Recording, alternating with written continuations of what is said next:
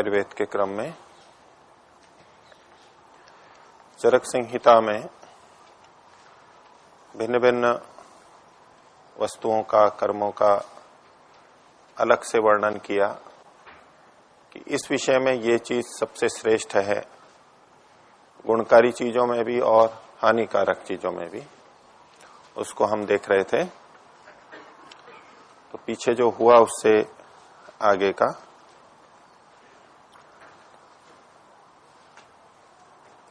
कल अंतिम में हमने भेड़ के घी का और बकरी के दूध का देखा था। अब भेड़ के दूध के लिए उन्होंने कहा कि कफ और पित्त को दोनों को बढ़ाने वालों में ये सर्वश्रेष्ठ है, अर्थात ये दोनों को बढ़ा देता है। सामान्यतया अन्य दूध कफ को तो बढ़ाते हैं, पित्त को नहीं बढ़ाते, पित्त का शमन करते हैं, लेकिन भेड़ का दूध पित्त को भी बढ़ाता है, कफ और पित्त दोनों को बढ़ाता है। आगे कहा कि निद्रा लाने वाली चीजों में सबसे अच्छी चीज क्या है। निद्रा लाने वाली चीजों में बहुत सारी हो सकती है, तो उन्होंने जो हमारे यहाँ प्रचलित है उन चीजों के अंदर की बात है। आजकल की दवाइयां, जो तीव्र दवाइयां एकदम नींद लाती हैं, वो विषय अलग है। तो इसमें भैंस के दूध को उसमें श्रेष्ठ बताया। तो जिनको अधिक नींद आती है वो इसको छोड़ने का प्रयास करेंगे तो नींद कुछ कम होगी। अगर भैंस का दूध लेते हैं उसकी जगह गाय का या बकरी का ये दूध ले सकते हैं। और जिनको नींद कम आती है, अनिद्रा का रोग है, उनके लिए औषधि का लाभदायक काम करेगा। वो लोग भैंस का दूध ले सकते हैं, दही आदि भी लेते हैं भैंस का नींद को लाने के लिए।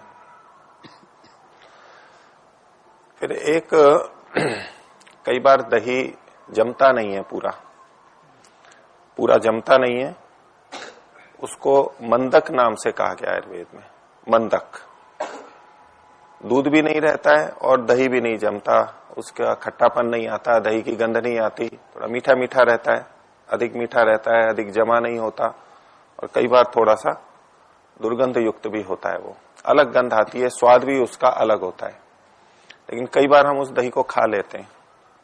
उस दही को हानिकारक बताते हुए कहा शरीर में अभिषंद पैदा करने वाली चीजों में वो सबसे श्रेष्ठ है, यानी हानिकारक है। वो अभिषंद का मतलब होता है शरीर में जकड़ाहट का अनुभव होना, अंदर ही अंदर चिकनापन होना, रुकावट होना, शरीर का टूटना, इस तरह की स्थिति बनती है। उसको जो द्रव्य ऐसी स्थिति पैदा करते हैं उसको अभिषंदी कहते हैं।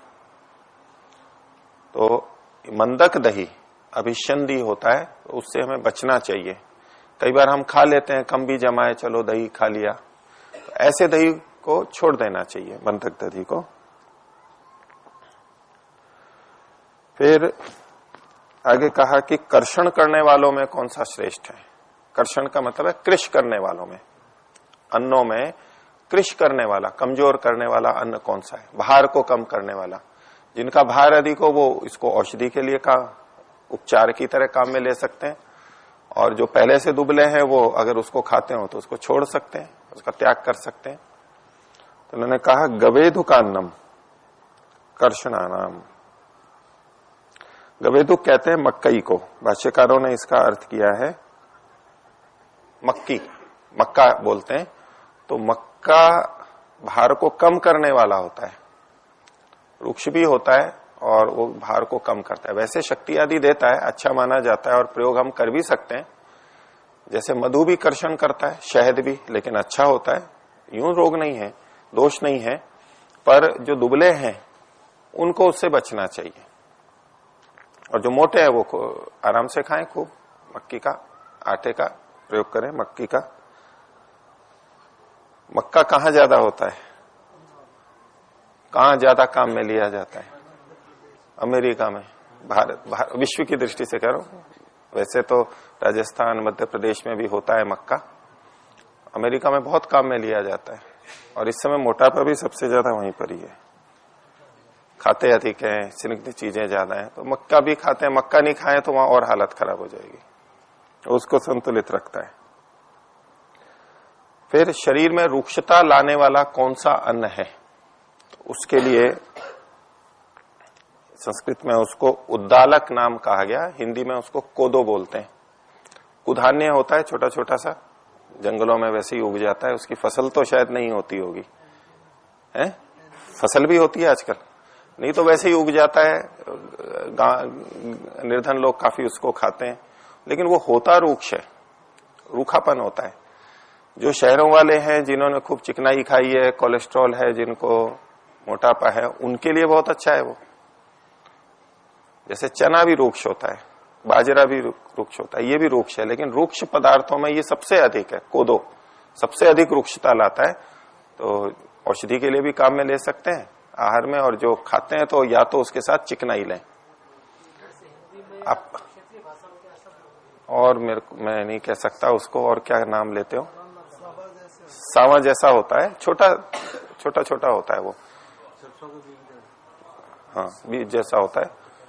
इसलिए अपने यहाँ जैसे मक्की बाजरा भी खाते हैं तो उसके साथ घी तेल ज्यादा होता है, साथ में रखते हैं उसके साथ में, क्योंकि ये भी चीजें रूक्ष होती है, तो चिकनाई साथ में रहती है। मक्की की रोटी के साथ चिकनाई घी मक्खन रहेगा तो वो कर्षण नहीं करेगा, वो साथ में पुष्टि भी कर देता है, ऐसा। और आगे कहा कि मूत्र लाने वालों में सबसे श्रेष्ठ क्या है। कई बार मूत्र नहीं आता है, कम आता है, मूत्र से संबंधित रोग होते हैं, तो ईख को, गन्ने का रस मूत्रल होता है, आयुर्वेद में चिकित्सा के लिए भी दिया जाता है, उसको औषधियों के साथ भी दिया जाता है। और ये हम अनुभव भी करते हैं कि गन्ने का रस पीते हैं या गन्ना चूसते हैं तो मूत्रल होता है, वो पेशाब लाता है। और मल को अधिक लाने वालों में से कुछ पदार्थ होते हैं जो मल कम लाते हैं, कुछ मल अधिक लाते हैं, तो उसमें सबसे अधिक मल लाने वालों में जौ का नाम लिया। यवाह पुरुष जना नाम, किसी किसी को चिकित्सा के लिए भी ऐसा करना होता है, मल को बढ़ाना होता है, उनका मल बहुत कम होता है, तो जौ का प्रयोग किया जाता है। या जिनको कम करना हो, अधिक हो, तो जौ आदि ऐसी चीजें छोड़ी जाती हैं। जी कब्ज ठीक करने में इसीलिए काम में आता है वो, कि वो मल का थोड़ा आकार मात्रा बढ़ा देता है, शेष उसमें ज्यादा रहता है, क्योंकि ये फाइबर्स ज्यादा रहते हैं, अवशिष्ट ज्यादा रहता है, और इसलिए वो हमारे को मल के लिए, जिनको पतला दस्त आता है या कम आता है, उनके वो ये उपचार के लिए काम करेगा। जिनको अधिक आता है उनको इसको छोड़ना चाहिए, तो उनको सामान्य होगा। फिर वात प्रकोपक चीजों में सबसे अधिक वात प्रकोप कौन करता है, तो फलों में एक नाम दिया उन्होंने, जामुन, जम्बू। वैसे जामुन को हम बहुत अच्छा मानते हैं, अच्छा है भी, लेकिन वात को प्रकोपित करने वालों में उसको सर्वश्रेष्ठ कहा है, बहुत अधिक वात प्रकोप करता है। तो जिनको वात व्याधियां हैं, पीड़ा है शरीर में, उनको जामुन नहीं खाना चाहिए। नहीं तो हम सामान्यतः कहते हैं भाई स्थानीय फल है, देसी फल है, मौसम का फल है, सब फल अच्छे हैं, ले लेना चाहिए। लेकिन जिनको वात से संबंधित व्याधियां हैं या जिनकी वात प्रकृति है, उनको इसे नहीं लेना चाहिए या कम लेना चाहिए। हाँ, इसके विपरीत जिनकी कफ प्रकृति है उनको ये बहुत अच्छा काम करेगा।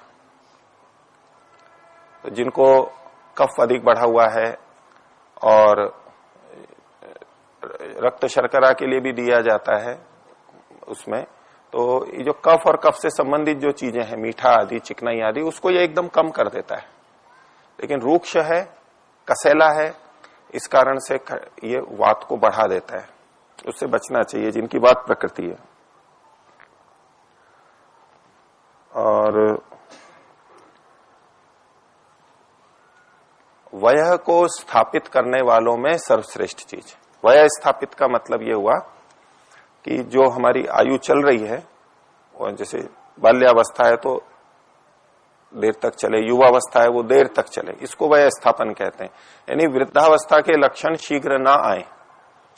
तो जो औषधियां वय को स्थापित करती हैं, जो वय चल रही है वो वैसे लक्षण वैसे ही बने रहते हैं देर तक, अर्थात वृद्धावस्था के लक्षण, एजिंग जो चीजें हैं हमारे को दिखती हैं वो कम आती हैं, इसको जो रोकता है, देरी से लाता है, उन चीजों में सबसे श्रेष्ठ इन्होंने आंवले को बताया।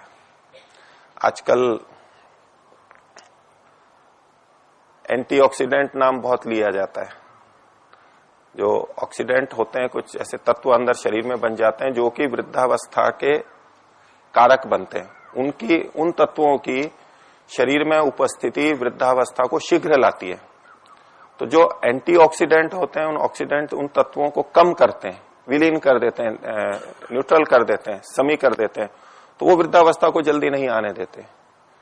तो ये तो आजकल भी सिद्ध है, स्वामी जी भी बहुत बार बोलते रहते हैं। और भी बहुत सारी चीजें हैं जिनमें एंटीऑक्सीडेंट्स होते हैं, और आजकल औषधियों के रूप में भी एंटीऑक्सीडेंट दिए जाते हैं वृद्धावस्था को रोकने के लिए, देर तक आए और वो सफाई कर देते हैं अंदर की। तो आंवला वय स्थापन करने वालों में सर्वश्रेष्ठ चीज है, ये यहां पर कहा गया। और आप लोगों ने च्यवनप्राश के लिए कथा भी सुनी होगी। च्यवन ऋषि जो वृद्ध हो गए थे, दुर्बल जर्जर हो गए थे, उनके लिए ये प्रयोग किया गया। उन ऋषि के नाम से इसका नाम च्यवनप्राश रखा। प्राश कहते हैं खाने को, जैसे अन्न प्राश कहते हैं। तो च्यवन ऋषि इससे युवा हो गए थे, वृद्धावस्था के लक्षण चले गए थे, उस तरह का इसमें श्रुति है। और वो उसमें मुख्य कारण आंवला है। हालांकि और भी बहुत सारी औषधियां पड़ती हैं उसमें, बहुत ज्यादा औषधियां पड़ती हैं, लेकिन फिर भी मुख्य घटक आंवला है। और आंवला वय स्थापन करने वालों में सर्वश्रेष्ठ कहा गया है। आमनकम वय स्थापना नाम। फिर पथ्य चीजों के अंदर, पथ्य का मतलब है जो हमारे लिए हितकर है, हमारे मार्गों के लिए हितकर है, हमारे पूरे शरीर के लिए हितकर है।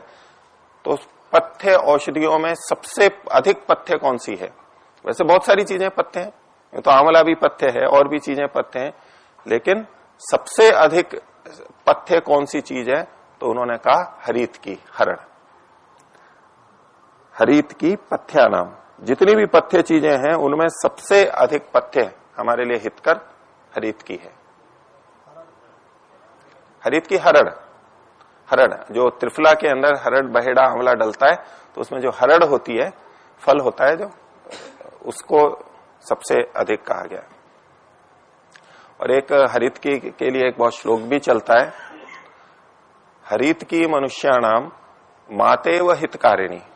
ये हरड़ होती है, ये मनुष्यों के लिए माता की तरह हितकारी होती है। जैसे माँ अपने बच्चे का हित ही करती है, ऐसे हरित की माता के समान हमारा हित करती है। इतनी बड़ी तुलना दी गई। और माता से भी बड़ा कहा गया अगले पंक्ति में, श्लोक में, कि कदाचित कुप्यते माता। माता तो कभी कुपित भी हो जाती है, यद्यपि हितकारी नहीं होती है, लेकिन कभी कभी कुपित भी हो जाती है, गुस्सा भी आ जाता है, हमको झिड़क भी देती है। लेकिन नोदरस्था हरित की, उधर में गई हुई हरित की कुपित नहीं होती है कभी भी। माता से भी और बढ़ा, यानी इसके हित को बताने के लिए कि हरड़ इतनी अच्छी है। और त्रिफला की महत्ता अपने यहाँ आयुर्वेद में बहुत अधिक है। हर औषधियों में, योगों में त्रिफला डाला जाता है, आंवला डाला जाता है, हरड़ डाला जाता है, अधिकांश में डाला जाता है। और बहुत से लोग केवल त्रिफला से भी बहुत सारी चिकित्सा करते हैं। उसका कारण है कि इनके जो घटक हैं, आंवला अपने आप में बहुत श्रेष्ठ है, और हरड़ के लिए भी कहा गया कि पथ्यतम है। जितनी भी पथ्य चीजें हैं उनमें ये सबसे अच्छा है। और वैसे बहुत सारी बातें लिखी है, मैं छोड़ करके चल रहा हूं। तक्र का पीना, छाछ का अभ्यास, तक्राभ्यास, छाछ को पीना, कुछ रोग और स्थितियां बताई हैं, उसमें वो सर्वश्रेष्ठ है। प्रतिदिन तक्र को पीना, तक्र का कल्प भी किया जाता है। केवल तक्र ही तक्र, छाछ ही छाछ पीते हैं। तक्र का मतलब होता है चिकनाई निकला हुआ और पतला, एकदम पतला भी नहीं, चिका नहीं, लेकिन पतला। केवल दही नहीं, लस्सी नहीं है, ये पतला करके जो बनाते हैं हम घरों में, जैसे मक्खन निकाल लेते हैं, उसके बाद वाला जो बचता है वो तक्र है। तो उस तक्र का अभ्यास करना किस किस चीज में हितकारक है? तो पहला का ग्रहणी दोष। ग्रहणी एक रोग होता है जिसको सामान्य भाषा में संग्रहणी भी बोलते हैं, या आंव का रोग भी बोलते हैं।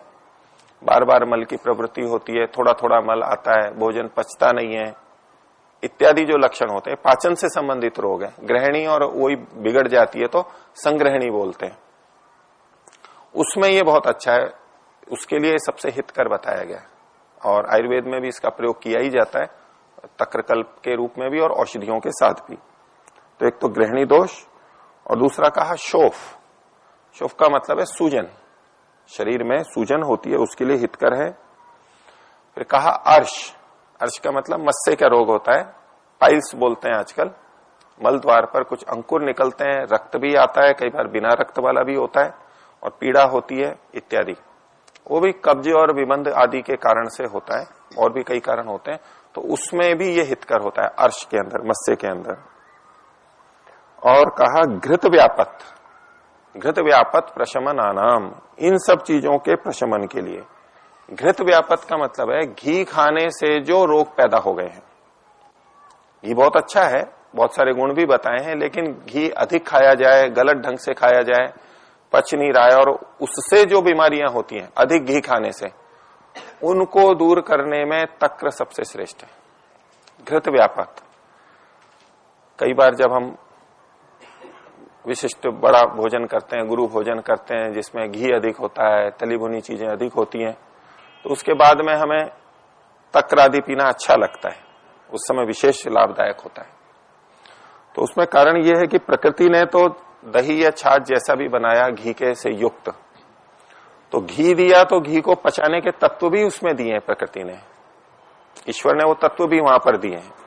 लेकिन हम घी को अलग कर लेते हैं और छाछ को अलग कर देते हैं, तो अब घी अकेला रहा, उसके पचने के लिए जो तत्व साथ में होते हैं वो कैसे काम, वो तो हमको मिल नहीं रहे हैं, हमने प्रकृति का एक तत्व हटा दिया।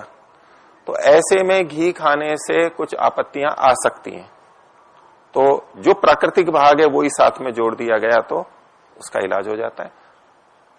ये बहुत सारी औषधियों के अंदर देखा जाता है कि जो तत्व उसमें है वो इतना संपूर्ण होता है कि उसकी अति होने पर वो उसको रोक देता है। यानी उस किसी औषधि में जो प्राकृतिक औषधियां हैं उसमें दोनों तरह के तत्व होते हैं, विपरीत तत्व भी होते हैं। जैसे कि घी का चिकनाई वाला भी है तो उसके विपरीत रुक्षता लाने वाला भी तत्व साथ में दिया हुआ है। कोई तत्व शरीर में ग्लूकोज को कम करता है, यानी मधुमेह को कम करता है, तो उसी औषधि में ग्लूकोज को बढ़ाने वाले तत्व भी रहते हैं। कोई चीज कफ को बढ़ाने वाली है तो उसी के कफ को शमन करने वाली चीज भी वहीं साथ में रहती है, प्रकृति का है। कई बार एलोपैथी और आयुर्वेद में तुलना की जाती है, तो एलोपैथी में क्या करते हैं कि किसी विशेष तत्व को पहचान कर लेते हैं कि ये इस चीज में लाभदायक है, तो उस औषधि से केवल वो तत्व ले लेते हैं, अकेला वो तत्व लिया जाता है, और इसलिए कई बार उसके दुष्परिणाम भी देखते हैं, जैसा कि प्राय औषधियों में होता है। लेकिन प्रकृति ने, ईश्वर ने ऐसा बना रखा है कि उसके साथ साथ उसके इलाज करने वाले तत्व भी रहते हैं, कि यदि इसकी अधिकता हो गई तो इसको रोकने वाले तत्व भी वहीं पर ही साथ में रहते हैं। जब तक अधिकता नहीं हुई है तब तक वो काम करता रहेगा, और जैसे ही उसको करना है तो साथ में दूसरा तत्व होता है वो सक्रिय हो जाता है और वो उसको नियंत्रित कर लेता है। कितनी औषधियां आयुर्वेद की मधुमेह के लिए दी जाती हैं या रक्तचाप को कम करने के लिए दी जाती है, उन्हीं औषधियों में रक्तचाप को बढ़ाने वाले तत्व भी मिलते हैं। दो विपरीत चीजें साथ साथ में मिलती हैं, ये प्रकृति की व्यवस्था है। जैसे कुछ उदाहरण और दूं मैं आपको। केला खाते हैं तो केले का छिलका तो हम हटा देते हैं, बीच का भाग खाते हैं। तो केला अधिक खाने से अगर किसी को समस्या हो, कफ बढ़ गया हो, तो उसके छिलके को खाया जाता है, उसकी औषधि वहीं पर ही है। कफ में जिनको कफ अधिक हो रहा हो, केला अधिक खाने से जिनको समस्या हो, तो केले के छिलके सुखा लेते हैं, उसका चूर्ण बना करके दे देते हैं, या उसका क्षार बना लेते हैं, जला लेते हैं। और खांसी की बहुत अच्छी दवाई मानी जाती है केले के पत्ते। केले के पत्तों को सूखे हुए को जला लेते हैं, राख बन जाती है, राख भी दे सकते हैं, नहीं तो क्षार बना सकते हैं, थोड़ा नमक डाल के देते हैं। खांसी की बहुत अच्छी दवाई है, जबकि केले को खांसी का बढ़ाने वाला बताया जाता है। तिल को खाने से, अगर तिल के तेल को खाने से अगर समस्या हो रही है, तो तिल की खली है उसको खाएंगे तो तेल से संबंधित व्यापद ठीक हो जाएंगे। प्रकृति ने दोनों साथ में दिए थे, अगर हम उसको पूरा खाते हैं तो वो समस्या नहीं आएगी, लेकिन हमने केवल तेल लिया है और समस्या आ रही है तो तिल की खली खा लेते हैं। इसी तरह तरबूज है, खरबूजा है, अगर वो अधिक खा लिया है, पच नहीं रहा है, तो उसके छिलके को खा लेते हैं तो उसका उपचार हो जाता है, जल्दी पच जाता है। वहीं पर ही औषधि दे रखी है परमात्मा ने, साथ साथ में ये दोनों चीजें मिलेंगी। तो अच्छा तो ये है कि हम उन सब चीजों को ले लें, अंदर की चीज खाते हैं, छिलका भी साथ में खा लेते हैं, तो वो संतुलन होता है औषधि के रूप में। ऐसे ही एक घृत व्यापत हमारी इसलिए आ रही है घृसे के खाने से, क्योंकि हम तक्र को अलग कर देते हैं, जो कि स्वाभाविक से अलग है, अप्राकृतिक है, तो उसके उपचार के लिए इसका प्रयोग किया जा सकता है।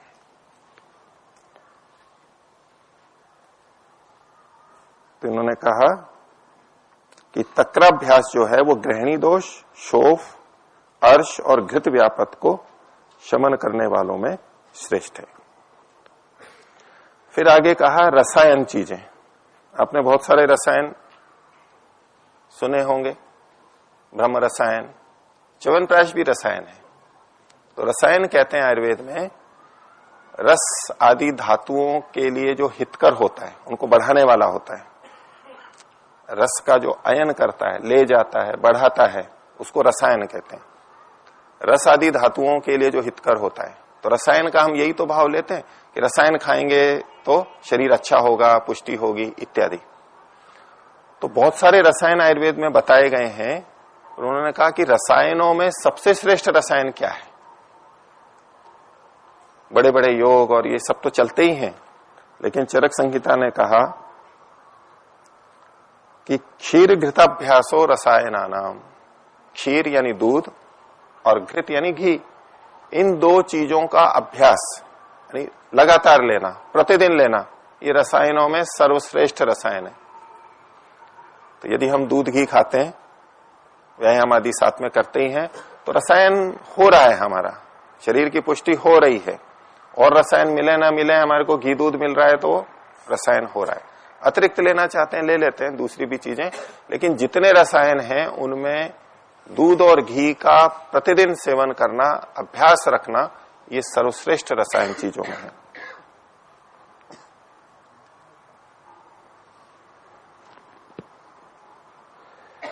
पीछे आपको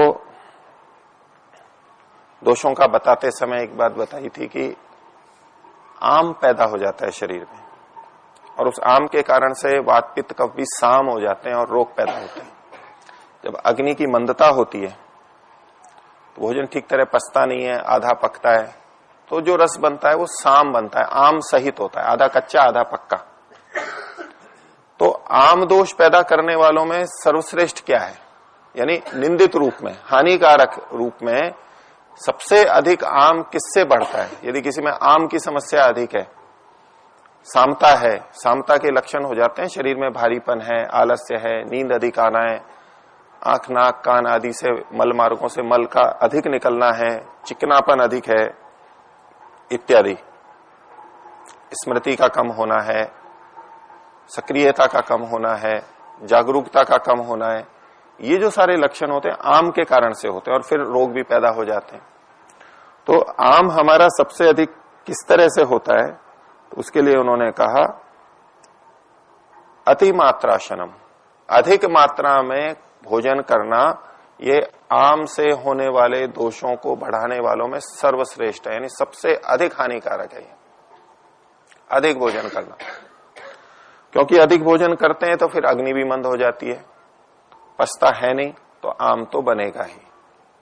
तो किसी को भी अगर ये प्रतीत होता हो कि शरीर में भारीपन है, चलने फिरने में दिक्कत है, सो करके उठने में भारीपन लगता है, आंखें नहीं खुलती हैं, उठने के बाद भी लेटे रहने की इच्छा करती है, फिर उठते भी हैं तो धीरे धीरे उठते हैं और फिर कुछ सक्रिय होने के लिए चाय कॉफी पीनी होती है या कुछ और करना होता है, ऐसा अगर किसी को लग रहा है तो ये सामता का लक्षण है, आम हो रहा है। नहीं तो नींद पूरी होते ही आदमी स्फूर्ति से उठेगा, स्वस्थ व्यक्ति, तो ये आम का लक्षण है।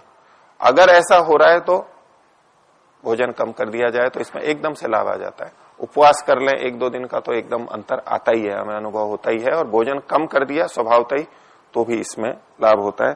तो अतिमात्राशन आम दोषों को बढ़ाने वालों में सबसे अधिक हानिकारक है। और भी चीजें बढ़ाती हैं लेकिन ये भी है। फिर आगे कहा अग्नि को बढ़ाने वालों में, अग्नि को संतुक्षण करने में, बढ़ाने वालों में सबसे श्रेष्ठ चीज क्या है? तो बहुत सारी चीजें हैं भाई, हम त्रिकटु भी देते हैं, सौंठ मरीच पीपल और बहुत सारी औषधियां देते हैं, अग्नि तुंडी वटी या और बहुत सारी चीजें औषधियां हैं, बड़ी बड़ी चीजें हैं भाई, इससे भूख खूब खुलेगी। चूर्ण चटनी गोलियां होती हैं, बहुत सारी चीजें, उनसे भी भूख बढ़ती है, पाचन होता है, अग्नि बढ़ती है। लेकिन अग्नि को बढ़ाने वालों में सर्वश्रेष्ठ चीज क्या है? तो उसके लिए भी बस ऐसा ही एक छोटा सा उपाय इन्होंने बताया, लेकिन वो सर्वश्रेष्ठ है। तो कहा यथा अग्नि अभ्यवहारः, जितनी भूख है अग्नि है उतना ही खाना, ये अग्नि को बढ़ाने वालों में सर्वश्रेष्ठ है। कई बार क्या होता है, भूख नहीं लगी है, हमने अधिक खा लिया तो उल्टा अग्नि मंद हो जाएगी। हम सोचते हैं कि ज्यादा खाएंगे और अग्नि बढ़ेगी, होता उल्टा है। जैसे अग्नि बाहर होती है लकड़ी में, उसमें कितना घी और सामग्री डाली जाए, जितनी अग्नि है उतना डालेंगे तो वो उसको बढ़ा देगी, लेकिन ज्यादा डाल देंगे तो उसको बुझा देगी, कम कर देगी। तो जितनी भूख है अग्नि के अनुरूप भोजन करना, ऐसा करने से धीरे धीरे अग्नि बढ़ जाती है। आज अगर अग्नि के अनुरूप भोजन किया तो समय पे भूख लगेगी और धीरे धीरे भोजन बढ़ जाएगा, हम अधिक खा सकेंगे। तब भी यथा अग्नि खाएंगे, और बिना अग्नि के बढ़ाए हम उतना खाते रहेंगे तो दोष पैदा होता रहेगा, आम पैदा होता रहेगा। तो यदि हमें भोजन भी बढ़ाना है पुष्टि के लिए, तो पहले थोड़ा कम कर लिया जाए तो वो हानिकारक नहीं होता है। थोड़ा कम कर लिया, भूख के अनुसार खाए, फिर धीरे धीरे धीरे जैसे जैसे अग्नि बढ़ती गई तो भोजन भी हम बढ़ा सकते हैं। तो अग्नि को संदुक्षित करने वालों में भूख के अनुसार, अग्नि के अनुसार भोजन करना सर्वश्रेष्ठ बताया। आज इतना ही रखते हैं। प्रणव।